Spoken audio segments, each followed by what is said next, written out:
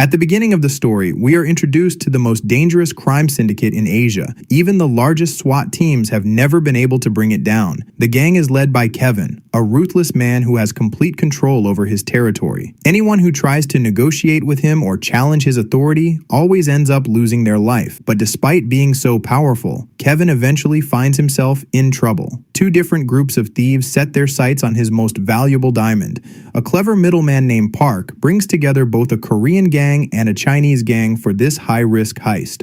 On the Korean side, the team is led by the thin and sharp-minded Ron. His crew consists of 4 members, including 2 women and 1 man. The most eye-catching among them is Sophie, who uses her beauty as her greatest weapon. Alongside her is Mi-yeon, who pretends to be Sophie's mother and easily wins people's trust. Their next target is a museum curator. Mi-yeon approaches him as if she is Sophie's kind and caring mother. The curator is already completely in love with Sophie, and Mi-yeon makes him believe that she plans to let him marry her daughter. Meanwhile, Eric, the team's gadgets and tools expert, waits on the rooftop. As soon as Mi-yeon keeps the curator busy with conversation, Sophie immediately gets to work. She is not only beautiful but also moves like an Olympic gymnast.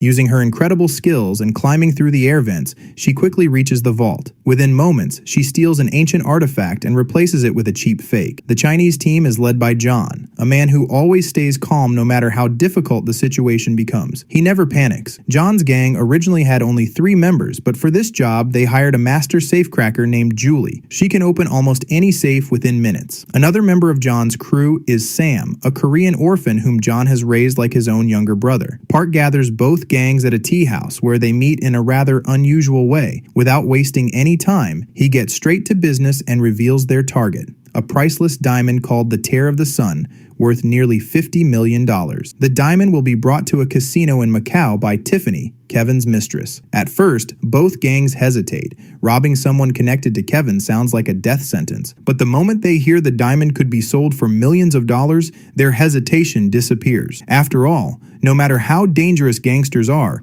a desperate thief is always more dangerous. To earn everyone's trust, Park shows them a special notebook containing the names of every major diamond buyer in Asia. That means if necessary, they could even sell the diamond back to Kevin himself. Just then, Park notices that Ron has brought Sarah with him. The moment he sees her, his expression turns cold. The pain and betrayal in Sarah's eyes make it obvious that Park hurt her badly sometime in the past. Park also reveals where the information came from. It was Tiffany's own stepsister, who leaked everything because she wanted revenge against her older sister. The informant explains the challenges ahead. Breaking into the casino vault is impossible. The diamond will be locked inside 2 separate safes in Tiffany's suite on the 30th floor. The suite itself is protected by a magnetic locking system. The biggest obstacle is that Tiffany has a special electronic device surgically implanted in her body that is linked to the lock. This means only Tiffany can open the suite door. In exchange for this valuable information, the informant asks for only one thing. Any cash found inside the safes will belong entirely to her. After the informant leaves, Mi-yeon opens an expensive bottle of liquor to celebrate. While everyone is busy drinking, Julie quietly hides a tiny listening device inside Park's lighter while pretending to light her cigarette. Little by little, Park and Sarah's past begins to unfold. 4 years earlier, they had been famous partners in a major gold robbery. Back then, Ron was only a low-ranking member responsible for handling the steel cables. During that robbery, Park escaped by sliding down a steel cable, but suddenly, the cable snapped. Park somehow escaped the police, but he also ran away with all the gold, leaving Sarah and Ron with nothing. Sarah has only recently been released on parole. She agreed to join this new job because Ron convinced her that Park himself was behind the entire plan. That same night, Sarah goes to meet Park. Park defends himself by saying he has a clear conscience and that the gold rightfully belonged to him. Sarah feels completely betrayed. She believes that their relationship should have meant something, but Park coldly rejects everything she says, and the two part ways with their old wounds still unresolved. However, Sarah didn't come only to revisit the past. As soon as she returns to her room, Ron quietly follows her inside. Sarah hands him something she secretly stole from Park, the notebook containing the complete list of diamond buyers. Delighted, Ron immediately calls his people in Korea and orders them to create an exact replica of the Tear of the Sun. Neither of them realizes that Sophie has secretly overheard their entire conversation while wandering around outside and enjoying the stolen liquor. After this small victory, Ron begins plotting another betrayal. Years ago, it wasn't an accident when Park's steel cable snapped. Ron himself had cut it, partly because of greed and partly because he had secretly fallen in love with Sarah. The next day, both gangs arrive in Macau and begin preparing for the heist. First, John and Mi-yeon disguise themselves as a wealthy Japanese couple and openly spend huge amounts of money at the casino tables. Meanwhile, Sam carefully studies the casino's layout and keeps a close eye on every move made by the security guards. At the same time, Ron watches Tiffany closely. She is always protected by two bodyguards. One never leaves her side, while the other guards the entrance to her luxurious hotel suite. Sophie's and Eric's mission is to steal the casino manager's access card. Sophie first tries to charm the manager, but the plan backfires. Instead of being attracted to Sophie, the manager becomes interested in Eric because his preferences are different. Left with no choice, Eric has to take over the mission himself. To take control of the surveillance room, they first need to smuggle a weapon inside. Sam pays an elderly food delivery worker to hide a gun inside a food cart and bring it into the casino. Julie and Sarah are assigned to crack the two safes inside Tiffany's suite. Julie is so skilled that she can unlock them simply by feeling the mechanisms with her fingertips without using any tools. But Julie is hiding a major secret from everyone. She is actually an undercover police officer. The Hong Kong police have been chasing Kevin for years, yet no one has ever even seen his real face. As the leader of his gang, John can't shake an uneasy feeling. Stealing Kevin's diamond and then selling it back to Kevin himself is an incredibly dangerous plan. An old memory comes back to him. Years ago, he and his partner tried to sell stolen goods to Kevin. The moment his partner showed even the slightest hesitation, Kevin killed him on the spot. This time, they are not selling stolen property to Kevin. They are trying to sell Kevin his own diamond. John fully understands how deadly that could become. That is why John's real objective is not the diamond at all. His true target is the cash that belongs to Kevin's mistress, Tiffany. To distract the security team, Eric is assigned to climb onto the roof using steel cables. At the same time, Park deliberately starts a fake argument with Ron inside the casino, but the staged fight quickly turns real. During the argument, Park makes it clear that he has suspected for years that Ron was the one who cut his cable during the old gold robbery. Angry and nervous, Ron storms out of the casino and heads to the pier, where he arranges a boat for their escape the following day. Meanwhile, Sarah receives the fake diamond that Ron's people in Korea have made. The next morning, both gangs put their plan into action. As Sophie leaves the suite where John and Mi-yeon are staying, she unexpectedly discovers something she never imagined. John and Mi-yeon are secretly in a relationship. Everything is ready and the plan begins. The moment the surveillance room is taken over, the team will have only 10 minutes to complete the robbery. Since Park has already been blacklisted by the casino, he stays outside and coordinates the operation from there. As soon as Leo and Sam enter the surveillance room with their guns drawn, Ron rushes toward Tiffany's suite with Sarah and Julie, the team's two expert safecrackers. Leo cuts the power to the surveillance room. At that exact moment, the elderly food delivery man heads toward the casino vault. Within minutes, the vault also loses power. Meanwhile, Sophie has already cut through the glass wall of Tiffany's suite and climbed inside. She unlocks the door from the inside, allowing Sarah and Julie to enter. By then, the vault's backup power has already turned on. When the vault manager realizes that no one is answering from the surveillance room and all communication signals have disappeared, he immediately places the entire vault under lockdown according to protocol. No one will be allowed to leave until the police arrive. Inside the suite, Sarah struggles to drill open one safe with a power drill, while Julie quietly works on the other, opening it with nothing but the incredible sensitivity of her fingertips. But before they can finish, John has already completed a completely different robbery inside one of the VIP rooms. Then everything falls apart. When the safe is finally opened, the tear of the sun is nowhere to be found.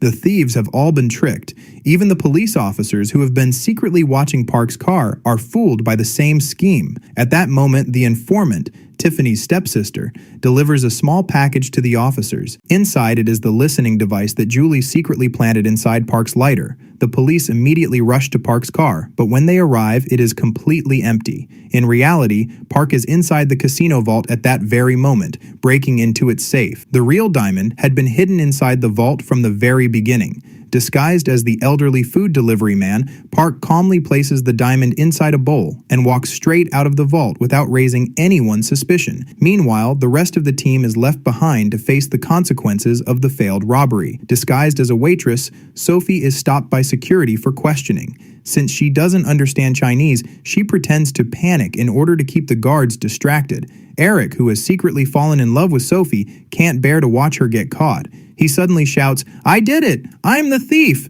"Come arrest me!" During the chaos, Ron, Julie, and Sarah are quickly captured. At the same time, Julie's true identity is exposed. She has been an undercover police officer all along. Now, only John and Mian remain free, but John refuses to give up. He hijacks a man's car and escapes with Mian. At first, Mian believes they have made it out safely. However, during the earlier gunfight, John had been shot. A few moments later, he loses consciousness behind the wheel. The car goes out of control, and despite Mian's desperate efforts, she can do nothing. Their vehicle crashes violently, killing both of them. Meanwhile, Sarah, Sam, and Ron are handcuffed and loaded into a police transport vehicle. Suddenly, they fight back. They break free and point a gun at the officers, trying to force the vehicle to stop. Sarah tries to unlock her handcuffs using one of her earrings, but the earring slips from her hand. As a fierce struggle breaks out inside the vehicle, it goes out of control and ends up on a half-finished bridge. Luckily, concrete barriers stop it from falling directly into the river. As the vehicle hangs over the edge, Ron and Sam escape through the back door, leaving Sarah behind. The police chase after them on foot. At that moment, the vehicle finally loses its balance and plunges into the river, with Sarah still trapped inside. Just as Sarah begins to drown, Park arrives disguised as the same elderly delivery man and saves her life. When she regains consciousness, she finds herself in a hotel room. In her hand is a mysterious key. Later, Sarah meets Ron at their hideout and immediately slaps him across the face. Ron refuses to stay silent and accuses her of secretly working with Park. But when he sees the pain on her face, his anger begins to fade. Now only 4 members of the gang remain: Sarah, Ron, Sophie, and Sam. Park has escaped, but the police continue following him. In fact, they intentionally avoid arresting him because they want to use him as bait to reach Asia's biggest diamond buyer, Kevin. Park knows perfectly well that he is being watched, so when he calls Kevin to arrange a deal in Busan, he doesn't even bother hiding his location. Meanwhile, the remaining 4 thieves begin searching for the woman who betrayed them. Using a rented Rolls-Royce, they trace her movements and locate her house in Hong Kong, but the house is completely empty. After checking her phone records, they discover that she has already traveled to Busan, so they follow her there and eventually find her.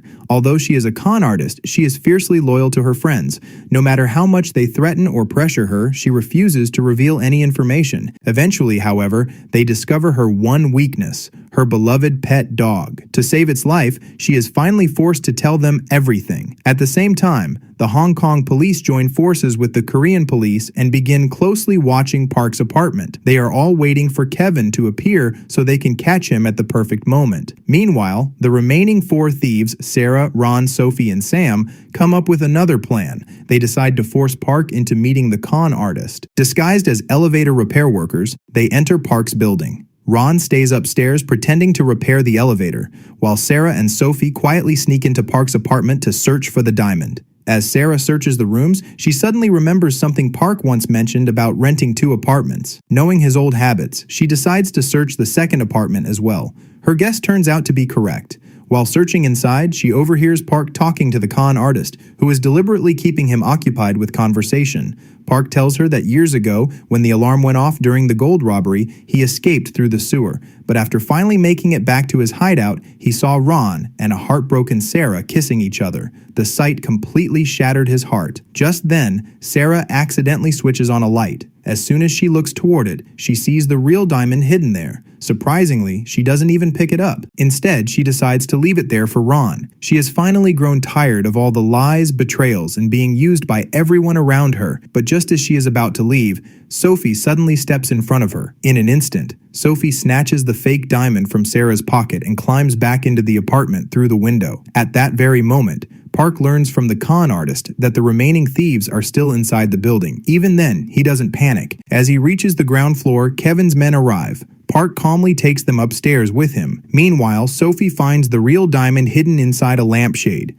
She swaps it with the fake one and hides the real tear of the sun. Just as she is about to leave, Kevin's men enter the apartment, forcing her to hide in a small space above the ceiling. When Kevin finally comes face to face with Park, the Korean police send in their SWAT team and surround the entire building. The truth is finally revealed. Years ago, Park's father and John had sold stolen goods to Kevin. That same night, young Park had hidden under a bed and watched Kevin murder his father right in front of his eyes. This entire diamond robbery had actually been a carefully planned act of revenge for that murder. Even after the truth comes out, Kevin remains as arrogant as ever. With complete confidence, he tells Park that he won't live to see the next morning. What Kevin doesn't know is that the building has already been surrounded by the SWAT team. As soon as the officers try to enter, Kevin's men open fire. The gunfight quickly becomes more intense. Park tries to escape through a window, but Kevin spots him and immediately sends his hired assassins after him. An expert at using zip lines, Park leaps from one building to another using a cable. One of the assassins tries to copy him, but falls into Park's trap and is electrocuted. Park continues outsmarting his pursuers, takes down another assassin, and finally manages to escape. But the moment he opens another door, a group of SWAT officers is already waiting for him. Before they can arrest him, Kevin arrives with his men and starts shooting at the police.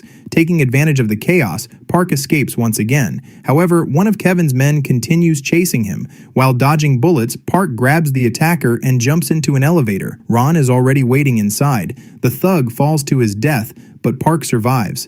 Determined to stop Park from escaping with the diamond, Ron grabs a sharp piece of metal and prepares to attack him. Park is heartbroken. The person he once treated like a younger brother is now willing to kill him over nothing more than a diamond. Park is much stronger than Ron. He could have killed him right there if he wanted to, but he doesn't. Instead, he leaves Ron behind with the diamond and quietly disguises himself as a SWAT officer to escape. Unfortunately for him, Julie, the undercover police officer, notices his disguise and continues following him. Meanwhile, the police commander finally confronts Kevin and points a gun at him. But before he can arrest him, one of Kevin's men, disguised as a police officer, suddenly shoots and kills the commander. At the same time, Ron tries to escape with the diamond. Sam notices him and immediately realizes that Ron is running away with it. He chases after him. Just then, a passing motorcycle runs over the diamond, crushing it into pieces. Only then does the truth become clear. The diamond Ron is carrying is fake. Sophie had already switched the real Tear of the Sun with the fake one much earlier. To escape unnoticed, Sophie quickly changes her clothes and wraps herself in nothing but a towel, pretending to be an innocent victim. When the SWAT team reaches her, they believe she is just another frightened civilian and carefully escort her to a medical van. All the while, the real Tear of the Sun remains hidden inside her hair. Meanwhile, Park meets Sarah at the docks where she has been waiting for him. Suddenly, Kevin appears, forcing Park to hide behind a suitcase. At the same time, Julie, who has been relentlessly chasing Park, also arrives at the docks. During the confusion, she manages to capture Sarah. The moment Park sees this, he deliberately steps out of hiding and reveals himself to Kevin in order to save Sarah. Kevin immediately opens fire. Seeing the opportunity, Julie shoots Kevin. The feared crime boss is finally killed, bringing his reign to an end. Taking advantage of the chaos, Park and Sarah escape together. In the final part of the story, Sarah finally finds the gold she has been searching for over the years. It turns out the treasure had been hidden inside the trunk of her own old car all along. The mysterious key that Park gave her unlocks the new lock on the trunk, and after so many years, the long-lost fortune is finally hers. Meanwhile, Sophie travels to Hong Kong to sell the real diamond, but just before the deal is completed, Park appears once again disguised as the same elderly man and steals the diamond right from under her nose. In the end, Park proves once again that no one can match his skills.